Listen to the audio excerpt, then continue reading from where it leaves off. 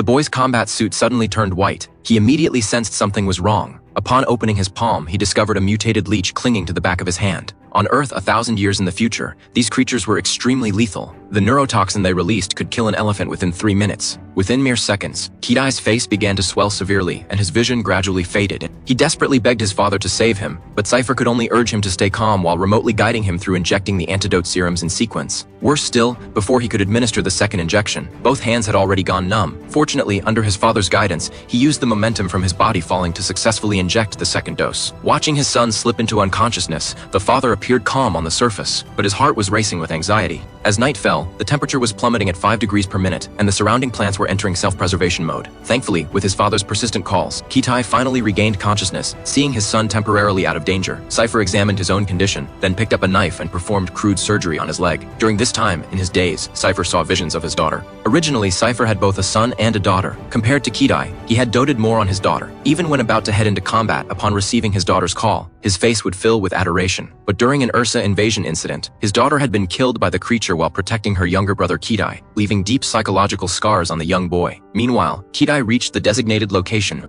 Due to the earlier accident, 2 of the original 4 breathing fluid vials had shattered. Not wanting to worry his father, Kidai chose to hide this fact. After resting overnight under a large tree, Kidai set off at dawn the next morning, only to encounter the corpses of a group of monkeys along the way. Judging from their wounds, some terrifying creature must lurk nearby. For safety's sake, Kidai had to alter his route. Soon he arrived at a waterfall. As he checked his equipment, his father discovered the breathing fluid shortage. Based on the route analysis, taking the safe path would require at least 3.5 days to reach their destination. The breathing fluid simply wouldn't last. The alternative was jumping down the waterfall, which would take exactly 2 days. However, such a leap would almost certainly be fatal. After careful consideration, Cypher had no choice but to order the mission aborted. But upon hearing this, Kidai refused. Having witnessed his sister's tragic death with his own eyes had haunted him with guilt for years. Now, with his father severely injured and waiting for him to bring salvation, how could he possibly accept being told to give up? No matter what, he had to prove himself to his father.